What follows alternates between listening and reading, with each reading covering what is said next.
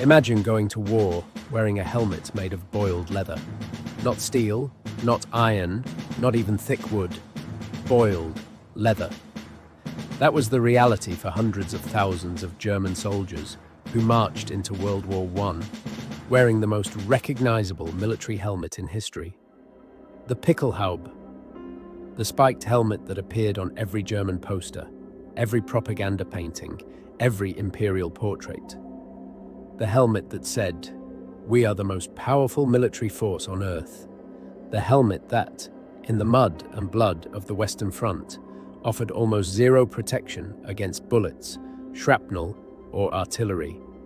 And here is the part that nobody talks about. The German military knew this. The generals knew. The Kaiser knew. And they sent their men to die in it anyway, because it looked impressive. This is the true story of the Pickelhaube, a story about arrogance, imperial vanity, military incompetence, and the moment Germany's most powerful symbol became its greatest embarrassment. Act 1. The birth of the Pickelhaube. To understand how absurd the Pickelhaube was by 1914, you need to understand where it came from. The helmet was introduced in 1842 by King Frederick William IV of Prussia.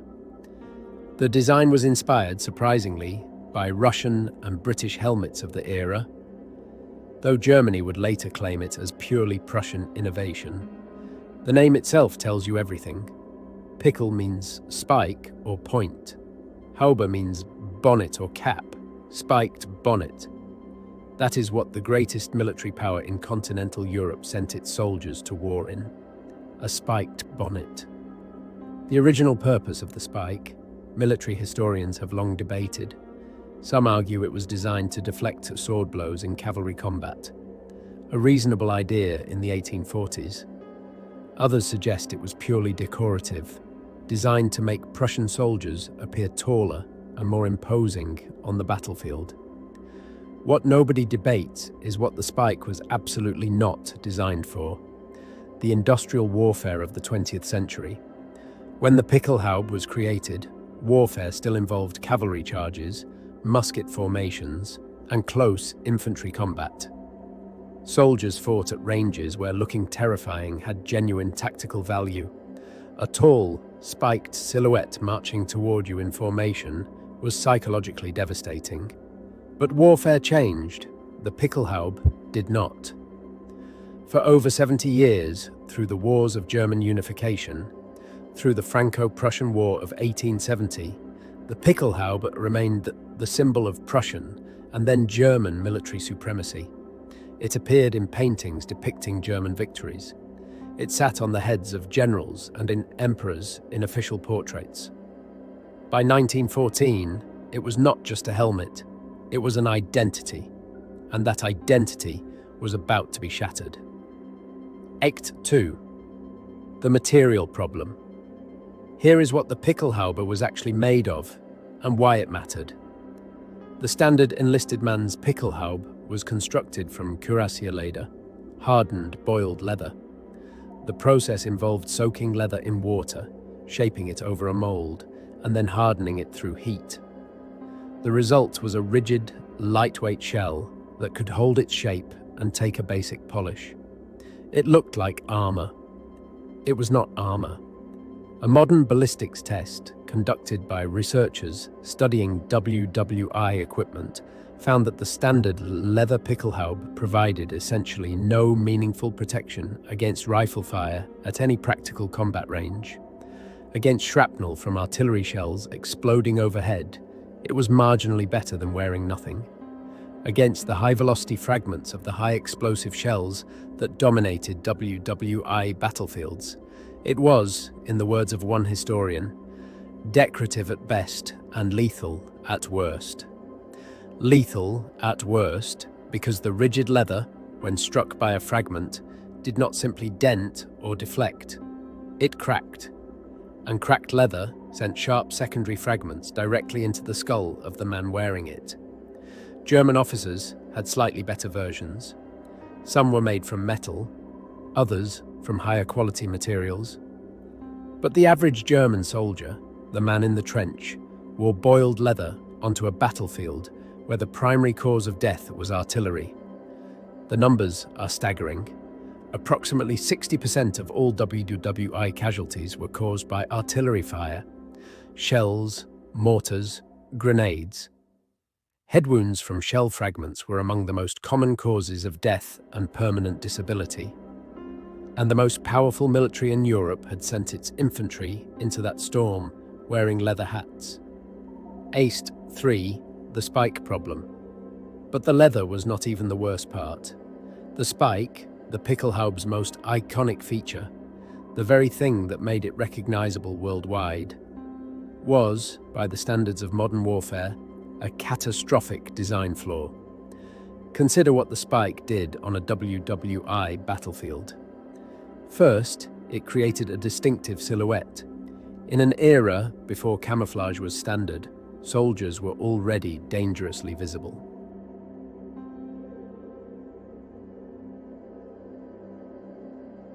The Pickelhaube's spike made German soldiers identifiable at distances where they might otherwise have blended into terrain. British and French snipers, stationed in concealed positions, learned quickly to look for the spike. Where the spike appeared, a German soldier's head was directly below it. Second, the spike caught on equipment, on trench walls, on wire. German soldiers, in the cramped, muddy confines of trench warfare, constantly reported the helmet snagging on obstacles, the spike catching on wooden supports, on barbed wire, on the earth itself, when they were trying to move quietly or quickly through a trench. Third, and this is the detail that was most embarrassing for German military command, the spike was designed to accommodate a chapka, a cover that could be placed over the helmet for dress occasions. In field conditions, a field cover, Feldgrau Überzug, was meant to be placed over the entire helmet to reduce its visibility. This cover frequently caught wind, reduced stability, and, critically, did nothing to protect the structural integrity of the leather beneath.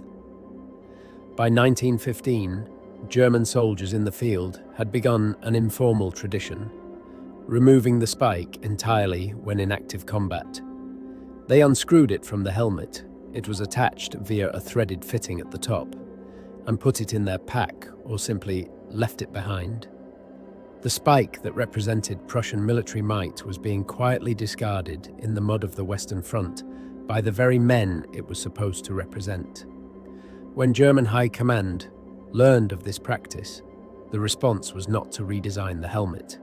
The response was to issue orders reminding soldiers that removing the spike was against regulations. Those orders were largely ignored. ACT 4, the Allies' notice. Across no man's land, the French and British armies were watching. The Pickelhaube had been a source of fear in 1914, not because of any protective quality, but because of what it represented. A German soldier in a Pickelhaube was a soldier from the most feared military in the world. The spike was psychological warfare. But by late 1914 and into 1915, Allied soldiers began noticing something interesting. German soldiers who fell in combat, whose helmets could be recovered and examined, often showed catastrophic head wounds that a better helmet might have prevented. Shrapnel had punched through the leather with relative ease.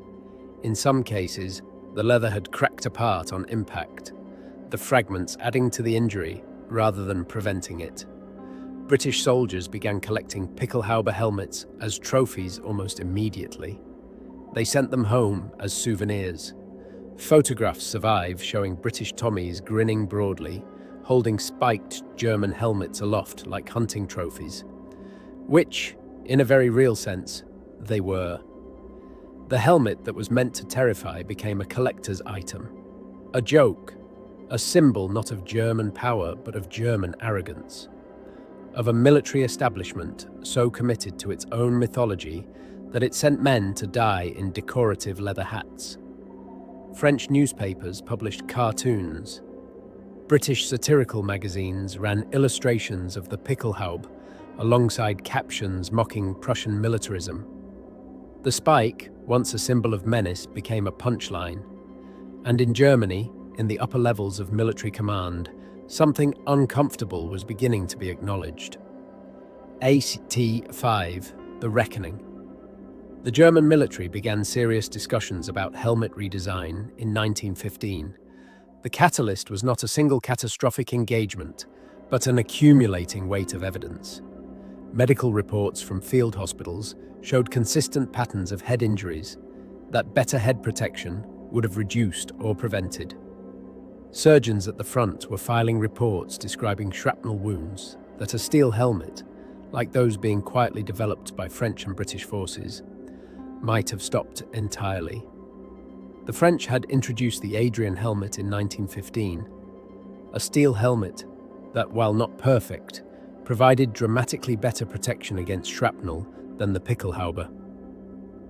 When German medical officers examined the data comparing head wound rates in units equipped with the Adrian versus unequipped infantry, the results were impossible to ignore. The British were developing the Brodie helmet, the famous Tommy helmet, which would be issued in 1916. Also steel. Also dramatically superior to boiled leather. Germany's response was the Stahlhelm, steel helmet, developed in 1915 and issued from early 1916 onward. The Stahlhelm was a genuinely excellent piece of military equipment. Its design was so effective that it influenced helmet design for decades afterward, including the American M1 helmet of World War II. But the Stahlhelm's introduction was implicitly an admission. The most powerful military in Europe had spent the first year and a half of the most destructive war in human history, sending its soldiers into battle, wearing a helmet that its own engineers now acknowledged was dangerously inadequate. The Pickelhaube was phased out. By 1916, it was largely gone from frontline service. By 1917, it existed primarily in ceremonial and dress contexts, which, when you think about it, was always where it truly belonged. Act 6, the collector's legacy. The story of the Pickelhaube did not end in the mud of the Western Front. In many ways, it was only beginning. When the war ended in 1918, the Pickelhaube found itself in a peculiar cultural position. Germany's defeat meant that the symbol of Prussian military power was now a symbol of a defeated, humiliated empire. The Kaiser had abdicated, the Imperial German Army had ceased to exist. The Pickelhaube, once the crown of the most feared military establishment in Europe, was now a relic. Allied soldiers brought them home by the thousands. American doughboys, French poilus, British Tommies, all had collected Pickelhaubes as war trophies. They sat on mantelpieces in living rooms from London to Louisiana. They hung on walls in pubs and barbershops. They were photographed, displayed, shown to children as proof of a great victory. In Germany, the Pickelhaube became complicated. For veterans of the war, it carried genuine emotion, memory of fallen comrades, of years of suffering. For the rising nationalist movements of the 1920s, it was occasionally reclaimed as a symbol of lost glory. For ordinary Germans trying to rebuild their lives, it was often simply something to sell, and Allied collectors were buying.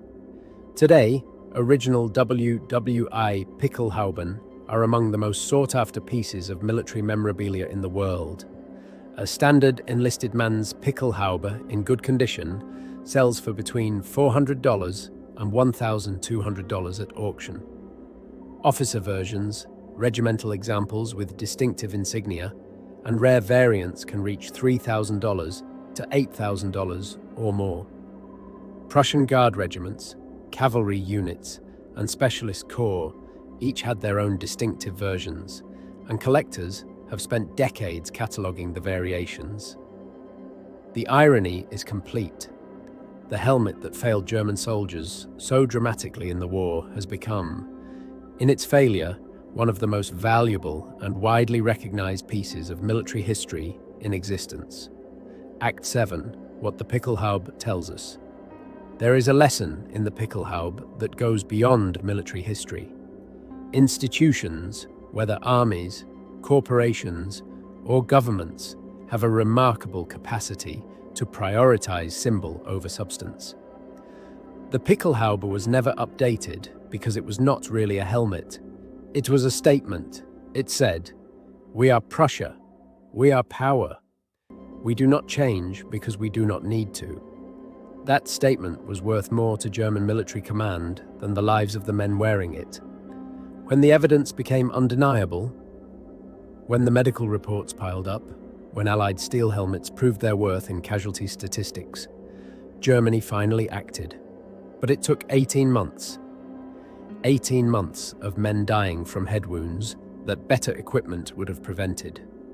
The soldiers who unscrewed their spikes in the trenches, who quietly discarded the symbol while keeping the shell, understood something their commanders did not. In the reality of industrial warfare, looking powerful meant nothing. Being protected meant everything. The Pickelhaube is a beautiful object.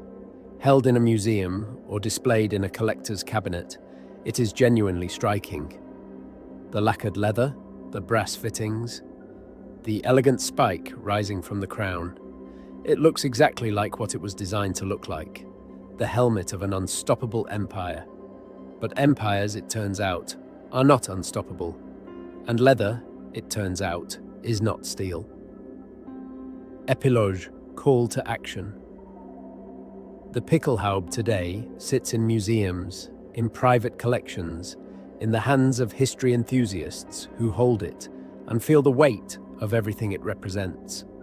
It represents the arrogance of a military establishment that valued appearance over protection. It represents the gap between the mythology nations build around themselves and the reality those myths eventually collide with. And it represents, in its beautiful, useless, spiked perfection, one of history's most complete lessons in the cost of pride. If you found this story fascinating, subscribe to this channel. Every week, we take a single object from the First World War, a relic, a piece of equipment, a personal item, and tell you the complete story behind it. Not the textbook version, the real version, the version with the uncomfortable details. Leave a comment below. Which WWI relic should we cover next?